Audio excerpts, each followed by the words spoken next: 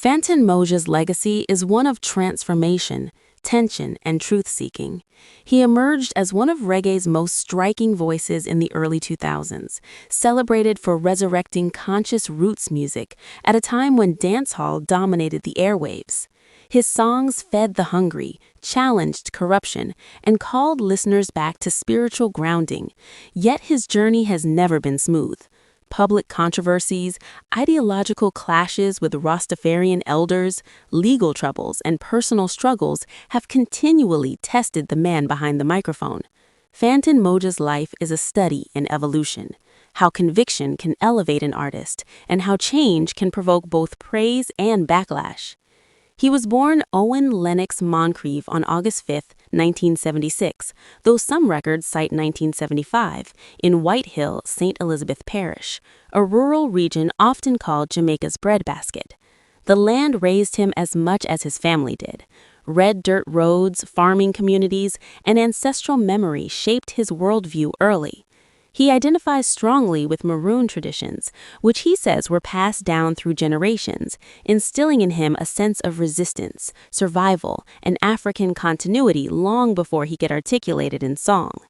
Public records reveal little about the names of his parents, but their influence is felt deeply in his story. His parents initially struggled to understand his fixation on music. To them, it seemed uncertain, impractical, another dream that might not survive the realities of rural life. Still, over time, resistance softened into support. His mother, in particular, remained a central figure in his life until her passing in August 2021, when she died at Black River Hospital after a long illness. Her death marked a quiet but profound loss for Fantan Mojah, one that grounded him again in grief and reflection. Music found him early.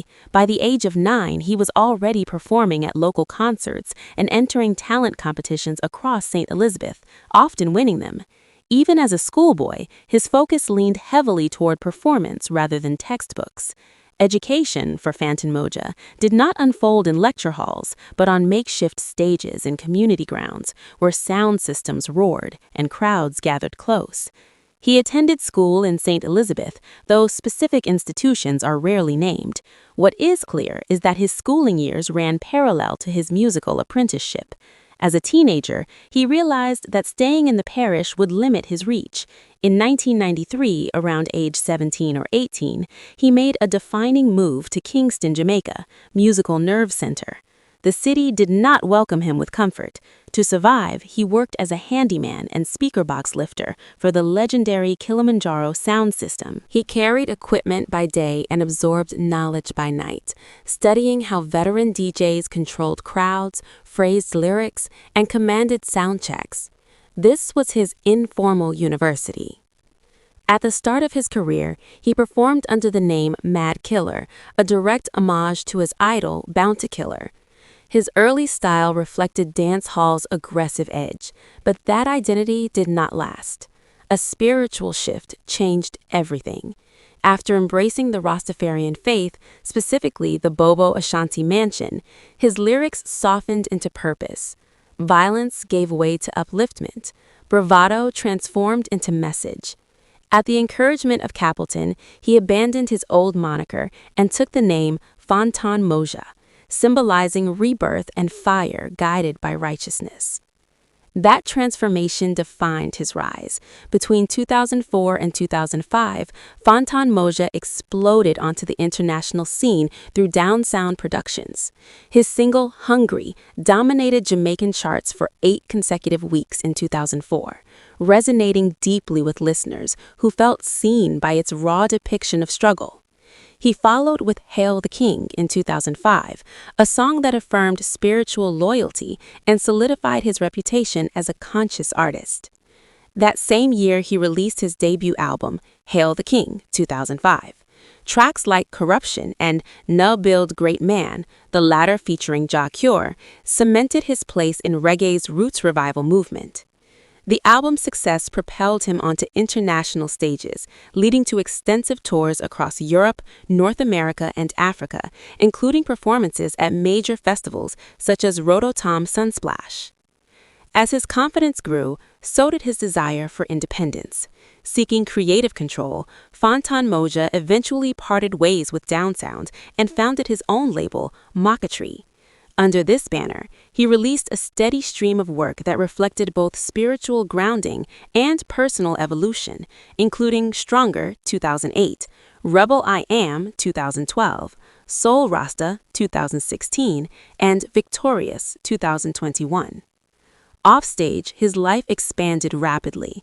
Fantan Mojah is the father of 7 children, a responsibility he speaks about openly.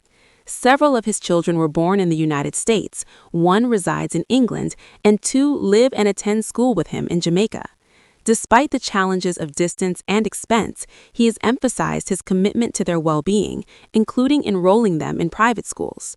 His daughter, Fantasia, graduated from Holy Childhood High School in Jamaica, a milestone he proudly shared.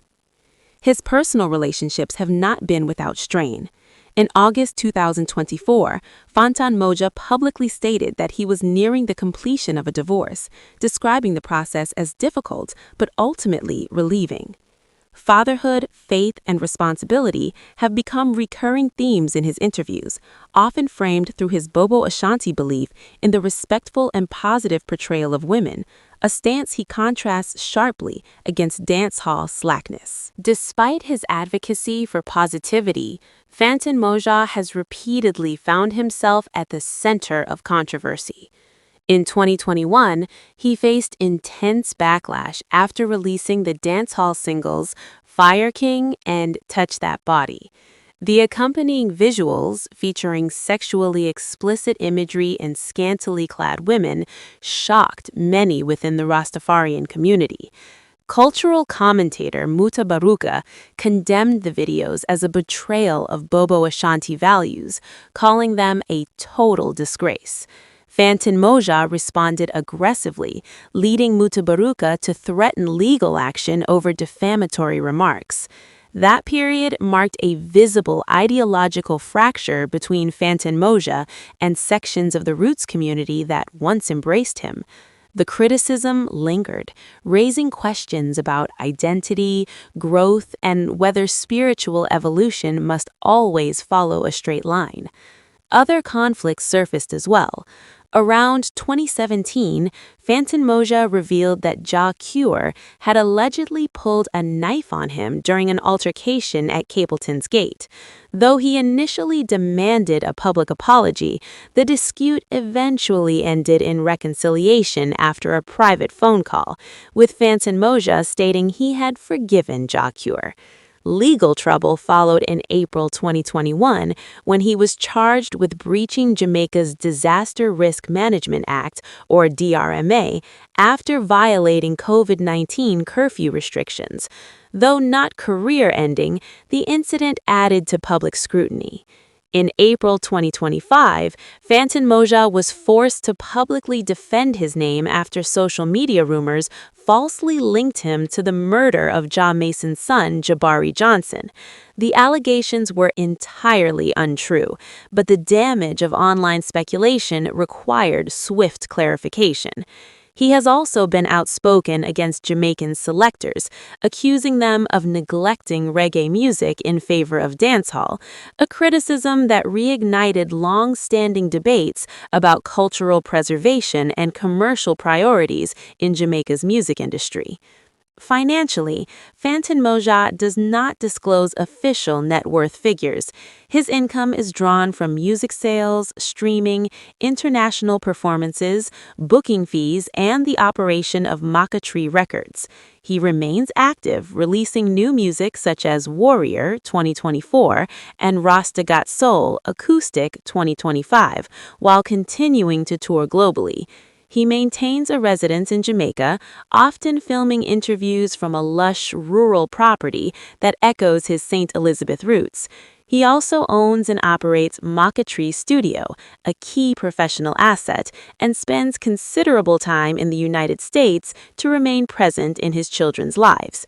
Reflecting his upbringing, he has spoken frequently about farming and land ownership, though details of any agricultural holdings remain private. Fantan Mojah's story is not one of perfection, but of persistence. He is an artist shaped by soil and sound systems, by faith and fire, by praise and protest. His legacy lives in the tension between who he was, who he became, and who he is still becoming.